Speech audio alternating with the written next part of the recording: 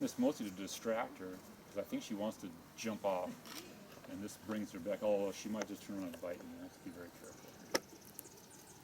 But for a long time now, she doesn't use her feet at all. She's not aggressive with her feet, which is really important. That's the real weaponry. And that's the difference between her and the golden eagles, and the other one that we have.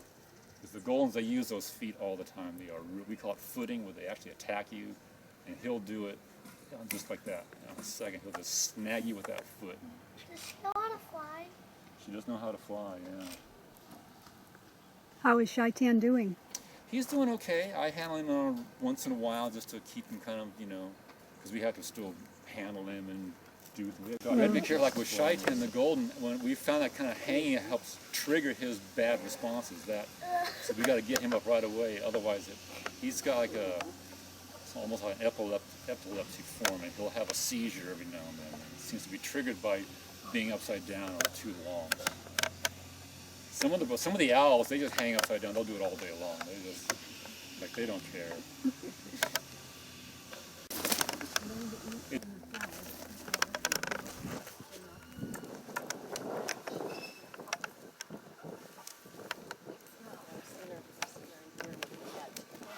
That's scary.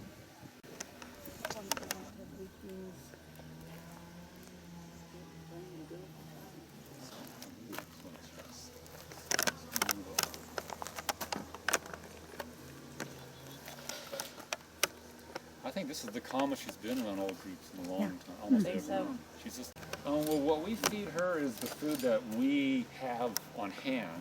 Now, she gets fish whenever we can, but all of our fish are donated to us. We don't buy any fish. They're dead. Yeah, they're all dead. So we have some fishermen who come by once in a while and donate us some fish, and she gets fish. But what we are able to purchase and what we feed all the birds is rats and quail, the number ones and twos. Although with her, we give her a lot of venison, which is deer, because we have a permit to harvest roadkill deer.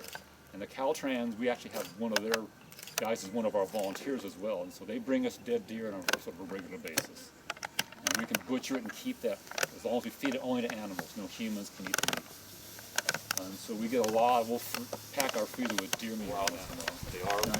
Now they're trained somewhat to do what we do, but they're still wild animals, which is part of the reason why we kind of handle them the way they are, and keep them the way they do.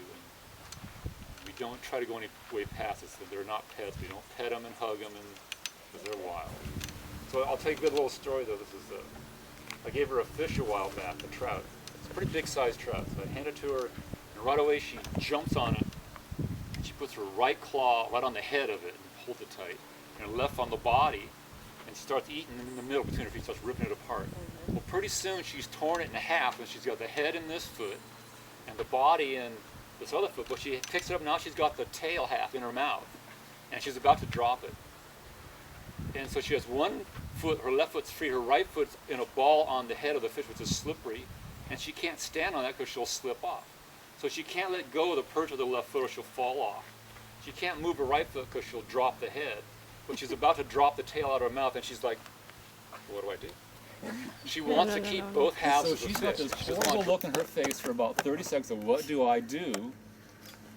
She finally dropped the tail and then went over to the head and ate the rest of the head. Because I've got that for sure, and I can't let go or I'll fall, so she just dropped the tail. I picked it up and gave it back to her. But it was just so funny to suddenly see her in this dilemma that because she cut the thing in half. She could eat. Usually she starts at the head and just eats the whole thing, one end of the other. But that made me laugh. She's like, dang. When someone served dessert before you're done, you're like, well, you know, what do I do? You don't want to wait. Your mantle over. Yeah.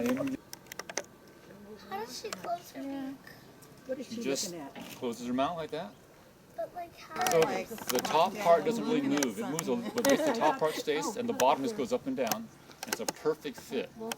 And the sides of it just rub together when she closes, so it's like scissors. So the sides of her beak are like two sets of scissors every time she closes that mouth. The reason her beak is that shape is because she can't, she has no teeth, and they don't chew, they don't use that hook, so she'll reach down and she'll spear it right into the fish, and then she'll pull her head back.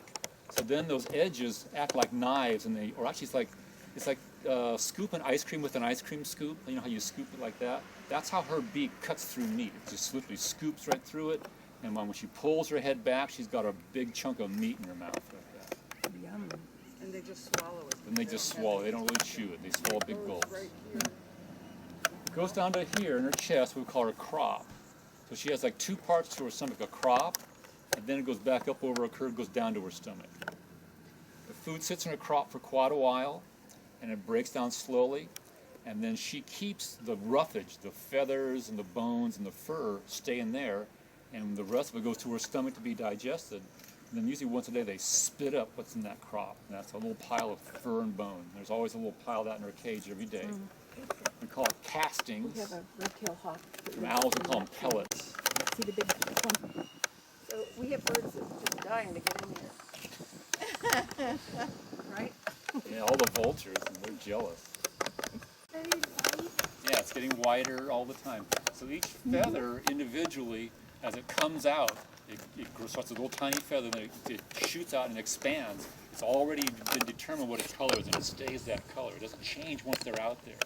The change is when the next feather comes along. Body waits until it goes to its molting patterns. They have something like 7,000 feathers on their body. Oh.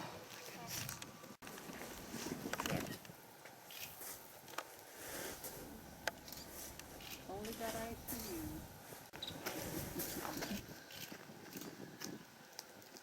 Can you turn her, Mike?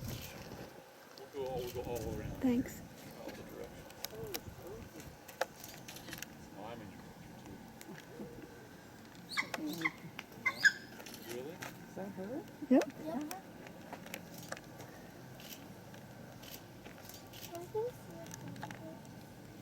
See.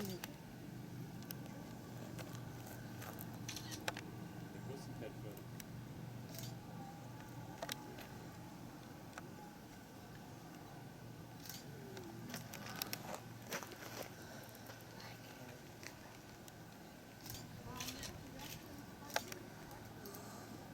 Now, when she picks up her head feathers like that, is that? Can you read what she means? Not necessarily. Generally, that's an upsetness. She does it to, when she's scared. That's her threatening look. It's bigger and scarier. Sometimes she does it just as a way to sort of relax and shake.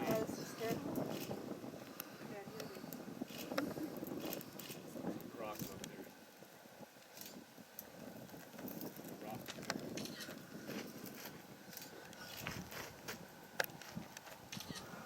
Look at their skin, and the skin has muscles underneath it. So the reason they can lift those feathers up and down is they're actually moving the skin. And their skin is hooked to the muscles underneath. It's like we have facial muscles, so we can move our faces, we can smile and frown.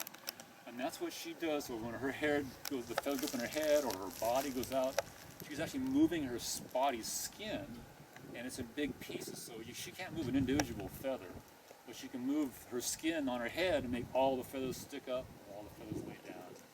And that's how birds slim down and get all tight or stick their feathers out. Those are actually moving they're moving the skin around on their body, which makes those feathers pivot.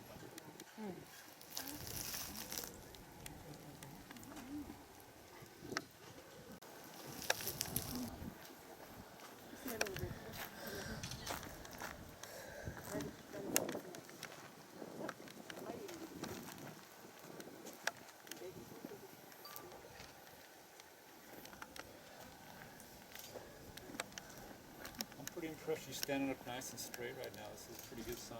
She sees something up above. She sees everything Yeah. that's in the sky right now. Okay? There's nothing that she doesn't know about. Even something that's 10 miles off in the distance, she knows everything. That's why one reason she's always moving her head. All the birds do it. And nothing's sneaking up. They see everything. Now, does she see straight or only? All the raptors have binocular and face forward, eyes forward. That's right, yeah. So she can see That's only why where they her have head's depth pointing. perception. Yeah, right. That's why she's turning her head constantly. So now she has pretty good, what do you call it, peripheral vision, a wide range. But she has a blind spot like all the birds. So the reason they keep moving their head is to fill in the blind spot so nothing can sneak up. She's never surprised by something behind her because she's always turning her head and filling in that blind spot. It's like looking in your car mirrors all the time.